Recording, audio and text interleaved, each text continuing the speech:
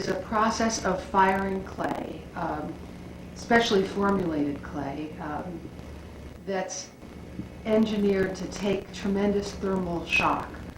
Unlike the normal firing procedure of ceramic, the RAKU piece is taken out of the kiln when it's white hot, when it's at its absolute hottest temperature. Now this thermal shock that the clay experiences at that point would be enough to break any other kind of clay. So this special clay body is can be formed in pots, or in my particular case I do sculpture. I don't do vessels, but at that point the white hot piece of clay is taken from the kiln and placed in a metal container that has burnable material, either sawdust or pine needles or straw. And the piece is so hot that the minute it touches these burnable materials, it ignites. And a lid is then placed on the container. And the oxygen is quickly used up in the container, and it creates what's called a reduction atmosphere. And a reduction atmosphere is an atmosphere of no oxygen. This creates all kinds of wonderful surfaces on the glaze. It also causes the carbon from the smoke in the atmosphere to embed itself in the clay. As you can see, the clay that I use, this is a piece that has yet to be fired. It's dry. But if I were to fire this in the kiln and not put it through the RAKU process, it would be white. And all these samples over here on my windowsill are glaze samples that have gone through the RAKU process. It's this exact clay, but you can see they turn black or dark. This is the carbon from the smoky atmosphere that is drawn into the clay. So the RAKU process originated in Japan, but for the last 20 years it's been popular in this country. Not just in Japan. It started with the tea ceremony in Japan, but in this country it's used for everything from vessels to ceramic sculpture. How did you come to RAKU? Well, actually, when I started working with clay, I was determined not to use any kind of glazes. I just wanted to sort of have the clay be able to express itself and not be covered necessarily with a glaze. I was looking for a surface that would somehow allow the nature of the clay to come through. I tried this at higher temperatures, at stoneware temperatures, and I just couldn't get what I wanted. So I sort of experimented at different temperature ranges and found that this RAKU process is where I could get the surfaces, the feeling that I wanted in my pieces, which I would describe as almost a sense of time, layered surfaces. I work here in my own studio, and I have my own RAKU kiln outside.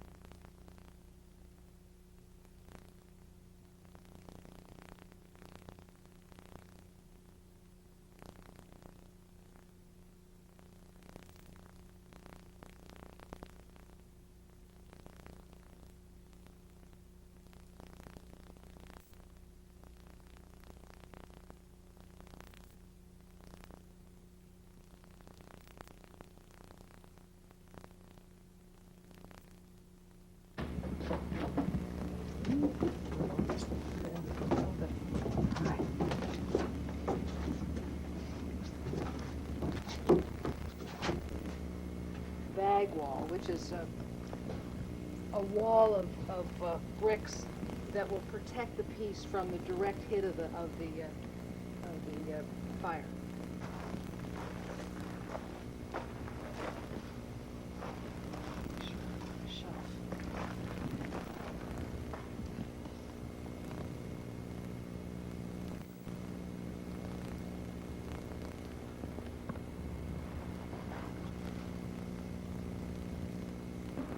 this is the cone pack, fresh cones, and I'm going to place this here and make a little peephole here so I can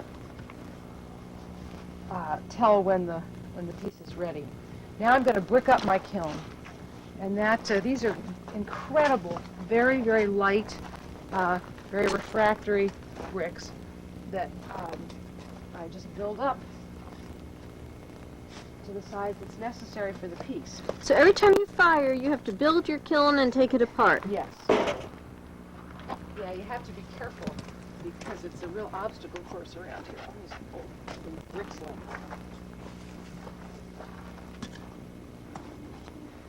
So now I just build up my wall until it clears the piece. And I'll put the burners in place so you can, I keep these burners attached to a cinder block. And It's a propane burner. Yeah, okay. But I need to line up this burner. Changed a bit from the time I first engineered the thing. There we go. Okay. And this is the hole where this burner goes. So we're set with our burners. Now all I have to do is finish building up my wall. Which doesn't really take long.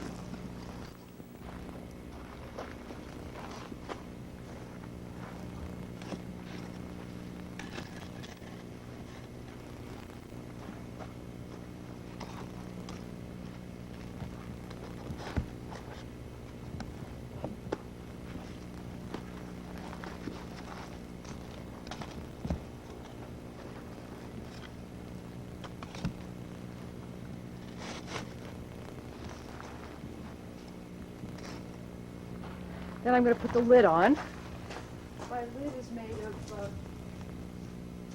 2 layers of that insulating wool and that space age stuff I was telling you about, and rabbit wire and 2 broom handles, and just an angle iron, aluminum angle iron. Okay, now I need to go find something to light it with, and we'll start candling. The early part of the firing is the most precarious, and it's better to go slow. So, now, see the flame coming out? That's because there's not enough heat in the kiln. Once we get enough heat in the kiln, it'll draw the flame in. There we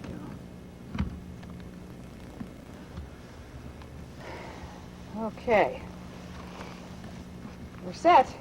Now I'm going to just let that burner go for a couple of hours, and then later on tonight I'll come out and light up the other burner and let it go just quietly all night. It's now 4 hours since we started firing. I'm going to check the cone now to see if our O5 is down. O4 was down about 10 minutes ago. Now I got my gloves on. No, it's not down yet. Now.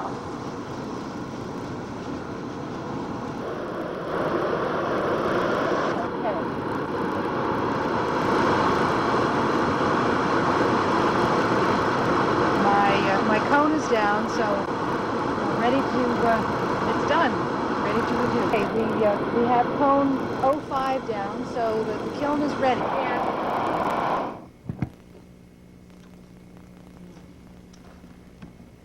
my fireproof hat.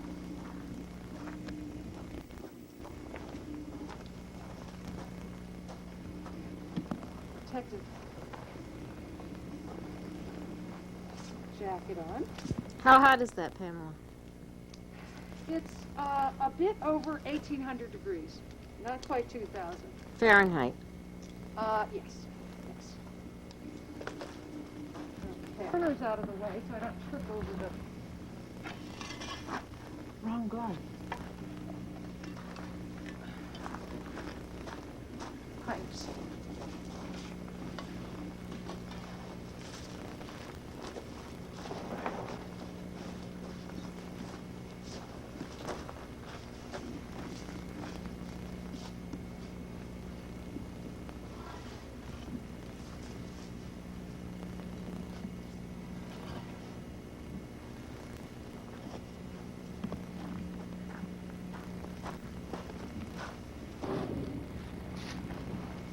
What are you doing now?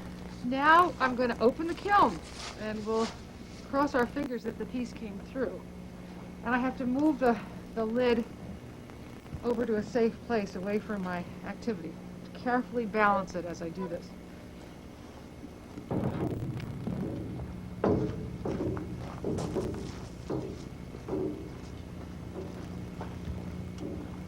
Paul, give me the tongs. I need to take some.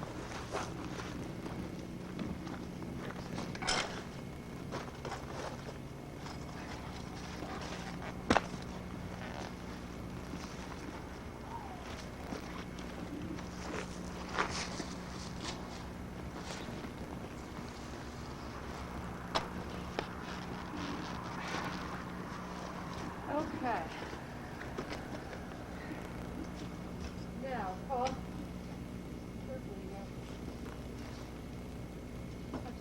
right, I've got to get the hood down now to hold the heat in as much as possible.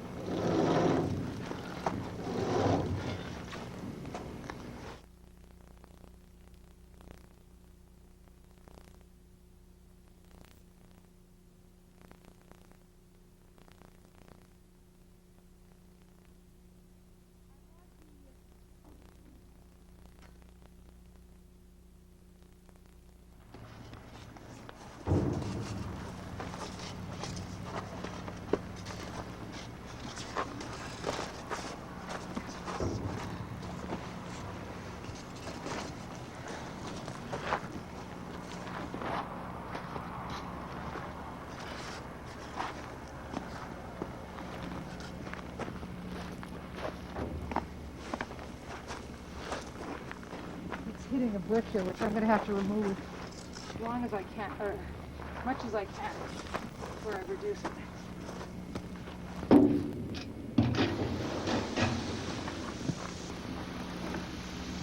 Flames are pouring out of this fire. That's fine. I just want to get some smoke on the top surface before it cools anymore. As soon as this burns away, I'm going to lift up the lid and remove the Looks really neat from here.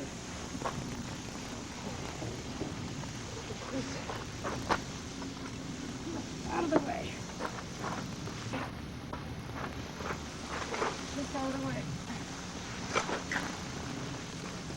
You can see the smoke is taken into the top part of that. We're getting crazy already, is what I want. And these bricks really hold the heat. So I need to get them out of there so that the piece can cool properly. Okay, they're out. Now I'm going to quickly drop the hood and really reduce it. And now the hood should go down properly as the brick is out of the way. There we go. Excellent. Now,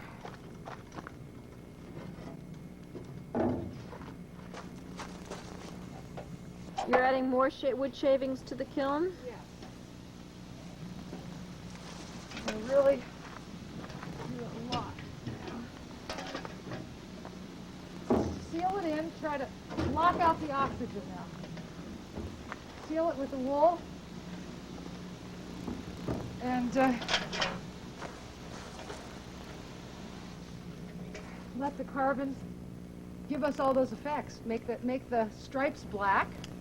Make the glaze craze, which means little cracks in the glaze, which give the effect that the final piece will have. And do you know ahead of time what it's going to do? I did a lot of experimentation with glazes until I got one that does just the right size crazing. Crazing are little lines in the glaze that I wanted. So, you know, you experiment a lot, and then I still get surprises, but I'm beginning, there's a range where things are working out. Paul, you've got, see where I need to reduce it more.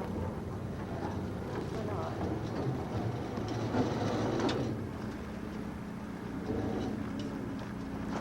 Looks neat from here. Okay, it definitely needs more smoke. Add more material.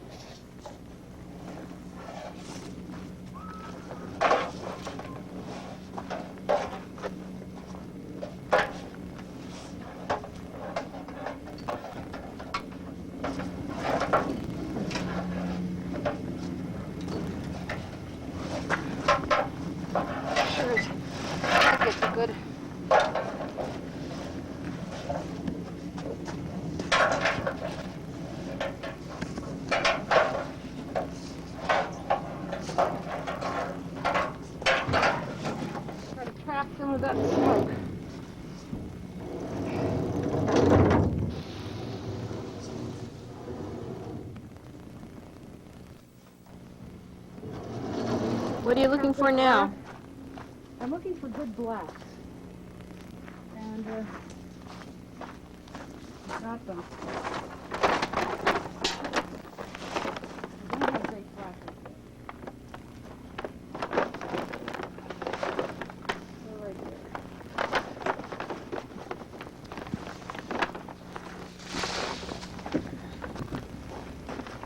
Oh, I need that, I need the tongs. Where are the tongs? Right here.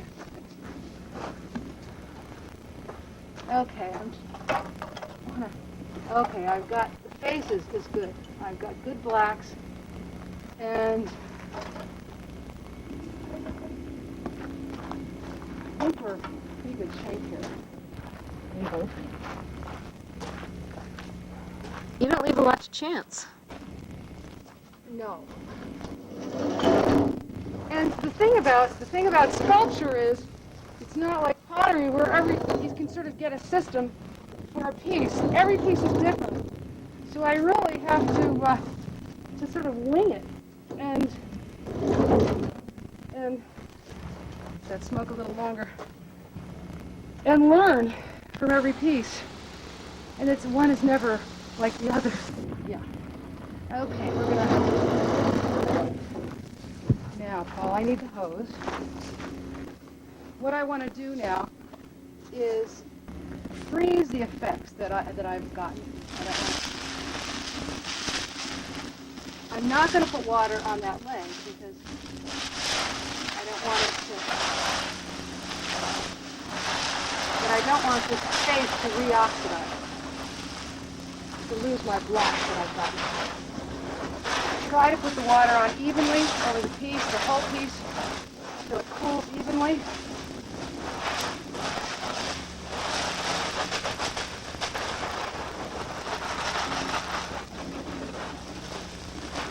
Try to cool a little bit on the inside.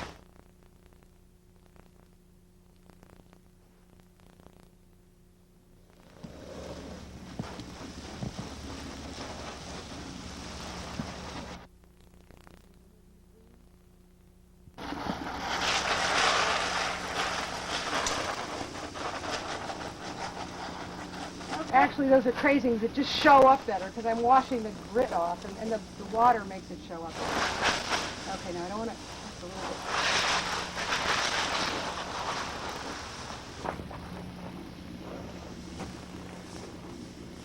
Oh.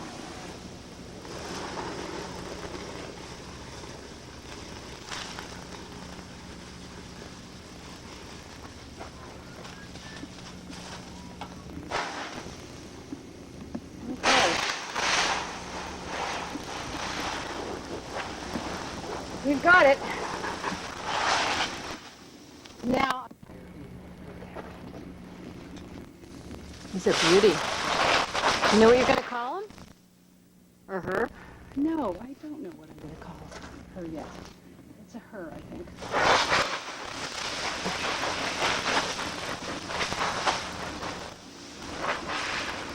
I photographed her. So she was my inspiration for this piece. A tiger at the Ross Park Zoo. Yes, yes.